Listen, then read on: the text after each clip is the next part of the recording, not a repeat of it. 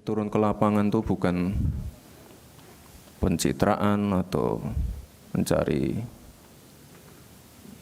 exposure, tidak. Assalamualaikum warahmatullahi wabarakatuh. Salam sejahtera, shalom, om swastiastu, namo buddhaya, salam kebajikan, rahayu rahayu. Yang saya hormati Pak Gubernur dan Pak Wakil Gubernur Lemhanas, yang saya hormati para peserta P4N dan P3N. Ini tadi saya kira luar biasa sekali dua paparan yang disajikan tadi. Banyak menyinggung masalah AI, hilirisasi, dan saya dengar ini sudah muter dan menerima pembekalan dari kurang lebih 13 instansi ya Pak Gubernur ya. Saya kira luar biasa. Tapi coba ini Pak, minta wireless mic dong Pak.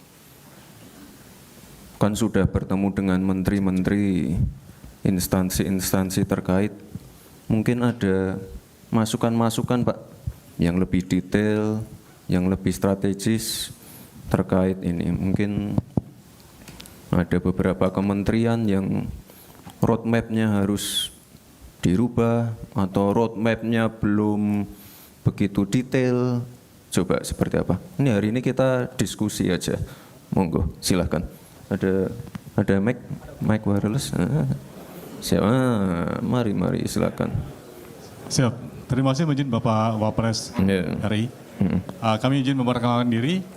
Saya Laksamana Pertama TNI Arif Badrudin, peserta dari P4N. Ya, silakan Pak. Siap. Kami telah menerima banyak arahan dari Menteri-Menteri Kabinet RI dan ada satu saran yang bisa kami usulkan. Yang pertama, kami belajar tentang geopolitik di Lemhanas Pak. Kami berharap agar kepemimpinan geopolitik Indonesia ini bisa kembali memimpin di dunia yang sekarang ini sedang terpolarisasi dengan memanfaatkan Danantara yang saat ini sudah dibentuk oleh Presiden RI dan nantinya akan menyediakan anggaran yang cukup besar di mana 20%-nya rencana dari Kepala Danantara akan diinvestasikan di luar negeri. Nah, untuk itu kami menyarankan agar investasinya ini di negara-negara non-blok dalam bentuk teknologi AI. Kebetulan kami S3-nya tentang model pelatihan AI, Pak. Siap. Sehingga kita bisa menyiapkan para generasi muda kita yang merupakan bonus demografi Indonesia, dilatih tentang AI, dilatih tentang fintech. Kemudian mereka membuka industri-industri startup di negara-negara non-blok tersebut dengan memanfaatkan QRIS kita, Pak. Siap. Kami telah melakukan, untuk taskap kami adalah model pelatihan artificial intelligence yang telah kami terapkan di beberapa instansi, terutama di Angkatan Laut, Pak. Dan hasilnya cukup menggembirakan, ada yang menjadi juara nasional, bahkan ada yang menjadi juara dunia di Singapura. Harapan kami, kepemimpinan geopolitik Indonesia ini bisa kembali diraih. Zaman dulu Presiden Soekarno tidak pakai uang bisa menjadi pemimpin non-blok. Kita sekarang memiliki Bapak Presiden dan Bapak Wakil Presiden, memiliki Danantara. Saya yakin kita akan kembali menjadi pemimpin non-blok. Demikian, terima kasih. Baik, sudah bertemu langsung dengan CEO Danantara, Bapak-Bapak semua? Belum? Siap, belum. Kapan Pak dijadwalkan ya? Dalam bulan-bulan ini, bulan depan ya mungkin. Oke. Nanti bisa disampaikan langsung ke CEO Danantara terkait itu tadi ya Pak ya? Siap, yang jelas ini apa? Silakan duduk. Terkait geopolitik. Ini memang ya tantangannya saat ini adalah geopolitik yang nggak menentu, climate change, lalu perang dagang, perang tarif. Jadi ini Bapak Ibu, saya mohon doa untuk Pak Presiden yang saat ini sedang melakukan perjalanan ke luar negeri, agar beliau diberikan kesehatan dan kelancaran dalam tugas-tugasnya di luar negeri. Karena penting sekali ini, beliau menghadiri BRICS, lalu ini kalau nggak salah sedang di Brussels ya. Penting sekali. Dan yang namanya hilirisasi, itu penting sekali. Kita tidak boleh lagi mengirim barang mentah kita harus mengejar nilai tambah dari kegiatan-kegiatan downstreaming ini. Kalau enggak, ya kita selamanya akan diremehkan negara-negara lain. Nah, ini kebetulan ada teman-teman dari negara lain juga. Kita benar-benar fokus di situ. Fokus di AI, fokus di hilirisasi, fokus di pengembangan SDM. Di bulan ini Pak Presiden juga akan segera meluncurkan sekolah rakyat,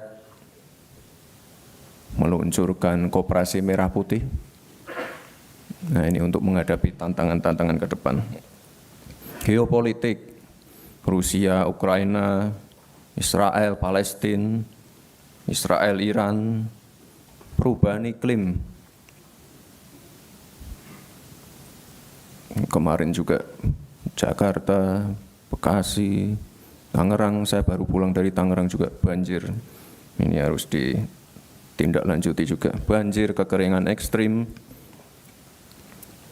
Lalu masalah perang tarif. Ini kita sedang bernegosiasi juga. Disrupsi teknologi, AI, blockchain, kripto. Nah, ini saya harap nanti Bapak Ibu semua lebih aware dengan tantangan-tantangan ini. Jadi fokus kita, fokus Pak Presiden, ini sudah jelas hilirisasi, swasembada energi, swasembada pangan, energi baru terbarukan. Nah, kemarin Pak Presiden baru aja meresmikan juga salah satu fasilitas besar di Karawang, pabrik baterai. Ada juga beberapa bulan lalu pabrik pemurnian logam mulia. Ini juga besar sekali. Bapak dan Ibu yang saya hormati, sering saya paparkan pada waktu saya masih wali kota, kampanye, debat pilpres, tentang pentingnya ini bonus demografi. Jadi kesempatan seperti ini tuh hanya datang sekali. Jadi kita harus benar-benar hati-hati menyiapkan SDM terbaik. Itulah tadi kenapa Pak Presiden menyiapkan sekolah rakyat. Selain sekolah rakyat ada juga sekolah Garuda, sekolah unggulan. Ini beliau benar-benar menyiapkan SDM kita. Kalau di negara-negara lain ada krisis populasi, ada fenomena aging population seperti Jepang, Korsel. Ya, kita harus bersyukur. Ini kita sedang mendapatkan bonus demografi. Jadi kita mengubah future challenge menjadi future opportunity. Tapi kita harus hati-hati sekali. Swasembada energi. Bapak Presiden di setiap kesempatan, di ratas, di sidang kabinet, beliau selalu menyampaikan kemandirian pangan dan energi itu penting, di mana ini adalah masalah kedaulatan kita sebagai bangsa.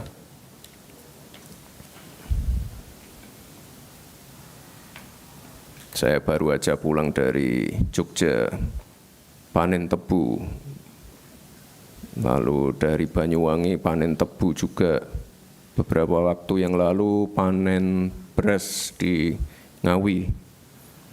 Ini saat ini stok beras kita capaiannya tertinggi selama 23 tahun terakhir, 4,25 juta ton. Ini sangat luar biasa sekali. Di mana negara-negara lain lagi kekurangan, kita surplusnya luar biasa ini. Ini kalau masalah beras sudah kita beresi ya. Masalah air, masalah pupuk, masalah mafia berasnya. Ini kita ada 145 regulasi yang dipangkas terkait distribusi pupuk. Nah ini nanti saya titip Pak Gubernur, Pak Wakil Gubernur, ini terkait, ya bukan hanya di pertanian saja mungkin nanti kalau bertemu dengan lembaga-lembaga instansi lain, ini saya mohon yang namanya aturan-aturan yang berbelit-belit, aturan yang tumpang tindih, nah ini para peserta pendidikan ini harus bisa memberikan masukan-masukan. Kita pengen yang cepat-cepat aja. 145 regulasi dipangkas. Ada 53 bendungan baru dibangun. Ini untuk mengairi lahan-lahan pertanian. Ada 366.000 kilometer jalan produksi di desa-desa telah dibangun juga. Telah dialokasikan juga anggaran pembangunan dan perbaikan irigasi untuk mengairi 2 juta hektar lahan pertanian. Nah ini penting juga ini yang terakhir. R&D di beberapa tempat ini sudah memanfaatkan drone untuk penyiraman pupuk, pestisida, dan juga AI untuk mengecek pH tanah. Ini penting sekali. Dan juga nanti saya mohon Bapak Ibu semua untuk selalu melibatkan anak-anak muda. Soalnya di sektor pertanian ini mulai berkurang anak-anak mudanya. Padahal sebenarnya kalau kita lihat itu kesempatannya banyak sekali anak-anak muda, terutama anak-anak muda yang aware dengan teknologi AI dan lain-lainnya. Anak-anak muda yang benar-benar pengen fokus ke R&D. Ini ada yang dari Sumatera Utara mungkin? Sumatera Utara ya Pak. Saya kapan hari itu ke Hubang Hasudutan, Humbahas. Di sana ada pusat research. Dan di sana kita menemukan yang namanya kemenyan. Saya pernah bicara itu masalah hilirisasi kemenyan. Banyak yang ketawa. Kemenyan buat dukun ini. Salah. Kemenyan itu sama berharganya dengan nikel. Tapi dari dulu, ya sekali lagi kita dari dulu jualnya jual mentah. Ibu-ibu yang pakai parfum LV, Gucci dan lain-lain itu dari kemenyan. Kita jualnya mentah terus, makanya kita dorong anak-anak muda untuk riset. Kita sediakan tempat yang baik untuk riset, alat-alat terkini, hilirisasi. Bukan hanya hilirisasi nikel dan lain-lain. Ada yang namanya hilirisasi kemenyan dan masih banyak lagi yang saya temukan di sana. Insya Allah tahun ini pusat riset itu akan diresmikan oleh Pak Presiden. SDM sekali lagi.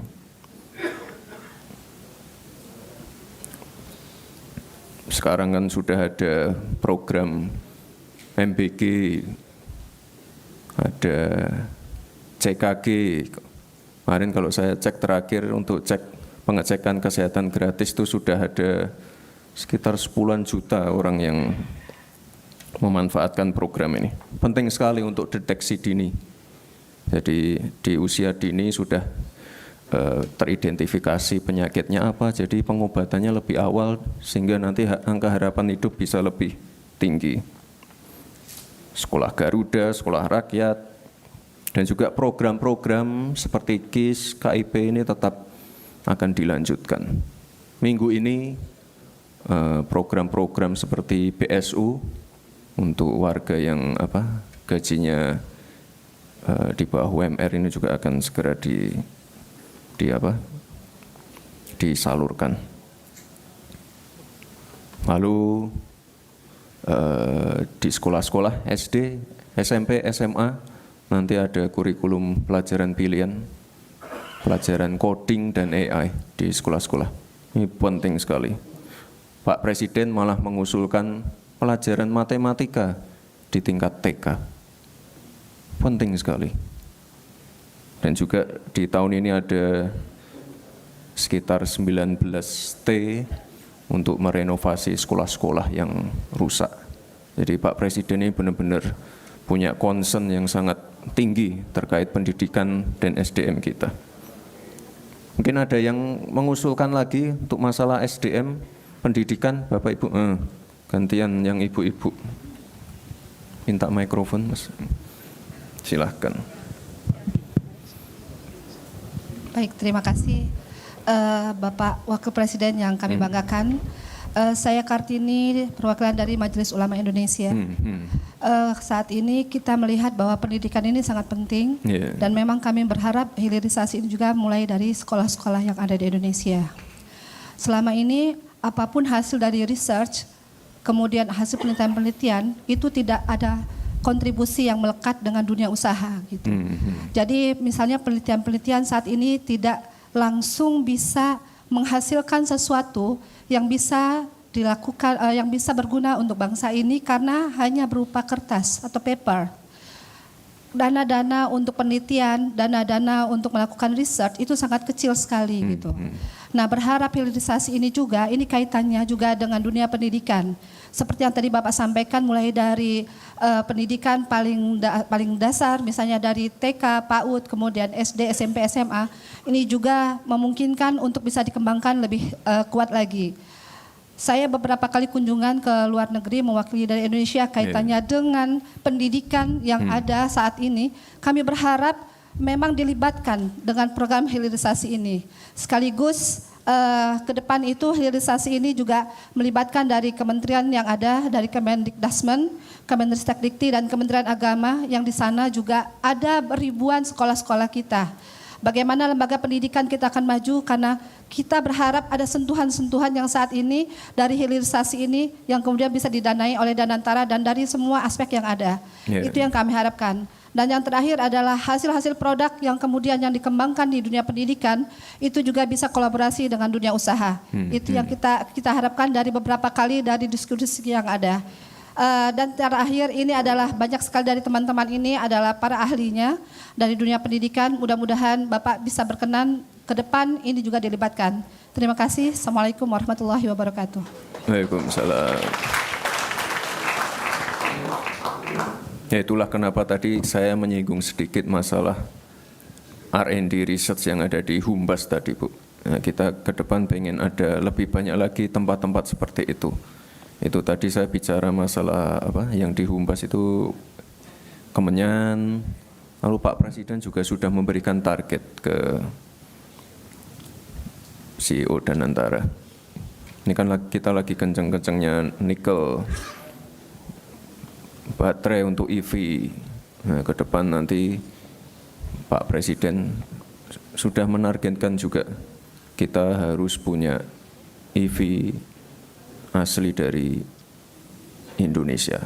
Jadi kalau sekarang saya dan Pak Presiden pakainya mobil maung dari Pindad, nah ini ke depan akan kita kembangkan lagi. Dan ya sekali lagi Ibu, kita nggak boleh ketinggalan dari negara-negara lain.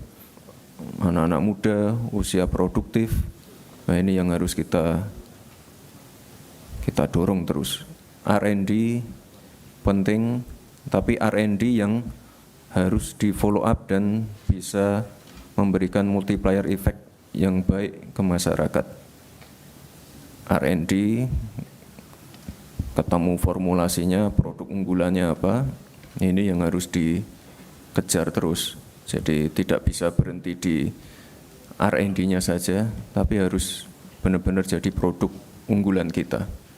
Sekali lagi Bapak Ibu, saya mohon dukungannya untuk ini apa program hilirisasi ini banyak sekali. Kalau kita bicara masalah yang ada di laut, hilirisasi rumput laut banyak, produk turunannya banyak. Tapi sekali lagi kita dari dulu tuh ngirimnya barang mentah. ikan-ikan kita.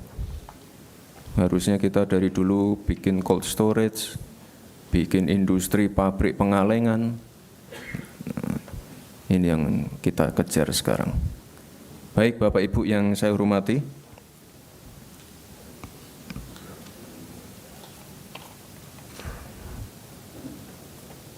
nah, ini untuk menjaga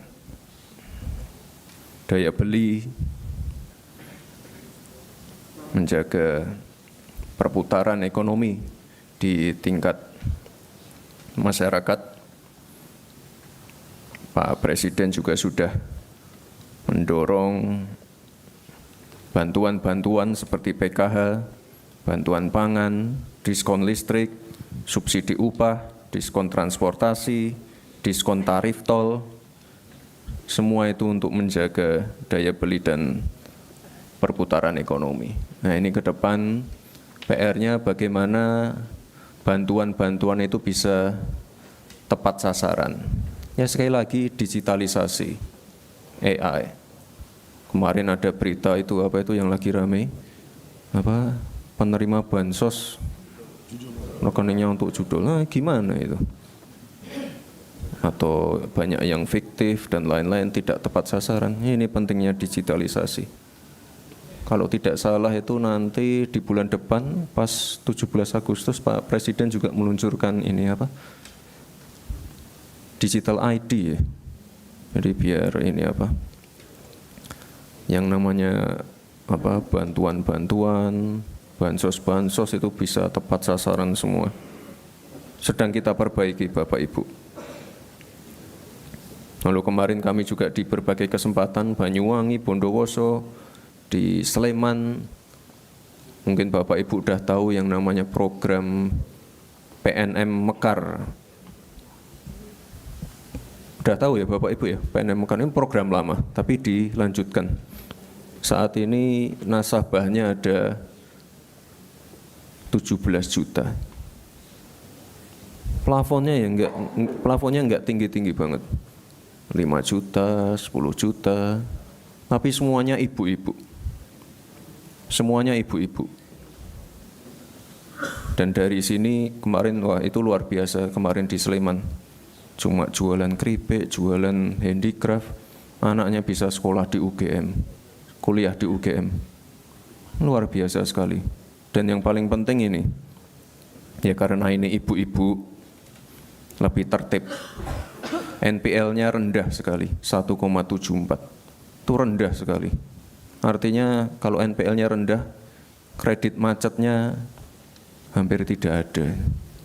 Jadi ini luar biasa. Program ini akan kami teruskan dan sekali lagi udah ketemu kementerian terkait ya Pak ya. Yang BUMN PNM Mekar udah pernah ketemu. Ini bagus ini program yang bagus. Dan sekali lagi ibu-ibunya jadi mandiri semua. Dan yang saya paling senang itu NPL-nya rendah. Ya ini nanti kalau ada masukan-masukan dari Bapak Ibu semua silahkan. Ini program yang akan kami lanjutkan terus. KUR, PNM Mekar. Lalu di tanggal 19 atau 20 besok Pak Presiden setelah pulang dari luar negeri akan meluncurkan koperasi merah putih. Ini untuk memperkuat ekonomi di desa dan juga pemerataan ekonomi.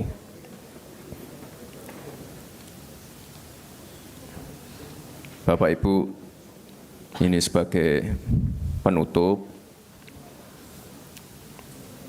ya saya pesan untuk selalu dalam mengeksekusi berbagai kebijakan itu Bapak Ibu harus adaptif, kolaboratif. Tadi sempat disinggung masalah ego sektoral. Ya sering saya alami dari zaman wali kota. Dan tadi kuncinya yaitu kolaborasi dengan Forkopimda, waktu itu dengan Danrem, dengan Dandim, Kapolres, Bupati, Wali Kota sekitar Solo, penting sekali. Sekarang misalnya swasembada pangan, itu jangan salah loh Bapak Ibu, itu melibatkan TNI Polri loh. Kemarin kita panen tebu itu yang membackup Pak Panglima. Ada juga panen jagung itu yang membackup Pak Kapolri. Ini semuanya berkolaborasi. Dan yang paling penting Bapak Ibu, selalu turun ke lapangan. Ini turun ke lapangan itu bukan pencitraan atau mencari exposure, tidak. Dialog langsung dengan warga, dialog langsung dengan pelaku UMKM, dialog langsung dengan petani, itu penting sekali. Dialog dengan misalnya warga sekitar tambang, lokasi tambang, penting sekali. Saya pernah ke suatu lokasi, tidak perlu saya sebut lokasinya. Warganya mengeluh masalah tambang, masalah hauling. Itu kalau tidak didengar, tidak kita ajak diskusi, permasalahannya tidak akan selesai. Itulah pentingnya turun ke lapangan. Ya, turun ke lapangan ada yang mungkin bawa wartawan, bawa fotografer, tapi harus sering ke lapangan juga tanpa membawa kamera. Diam-diam aja malam-malam, satu mobil, tidak perlu ada protokol, penting sekali. Bapak Ibu yang saya hormati, kita harus satu visi, satu tujuan, satu komando, mewujudkan visi, misi, program dari Bapak Presiden. Sekali lagi kita harus bekerja sama, hilangkan ego sektoral atau merasa paling hebat sendiri. Kita harus menjaga situasi tetap kondusif. Tidak ada negara yang bisa tumbuh dalam keadaan tidak stabil atau tidak kondusif. Dan sekali lagi Bapak Ibu, selalu turun ke lapangan agar kebijakan dan keputusan yang dibuat bisa sesuai dengan kondisi masyarakat. Saya yakin Bapak Ibu semua adalah pemimpin yang berdedikasi, yang mampu membawa Indonesia menjadi negara maju dan meraih Indonesia emas. Mari bersama kita bersatu.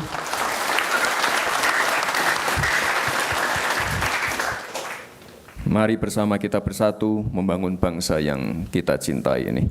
Terima kasih. Wassalamualaikum warahmatullahi wabarakatuh.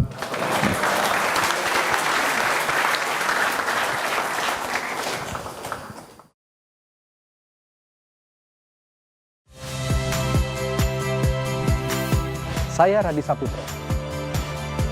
Saksikan program-program Kompas TV melalui siaran digital, pay TV dan media streaming lainnya. Kompas TV, independen, terpercaya.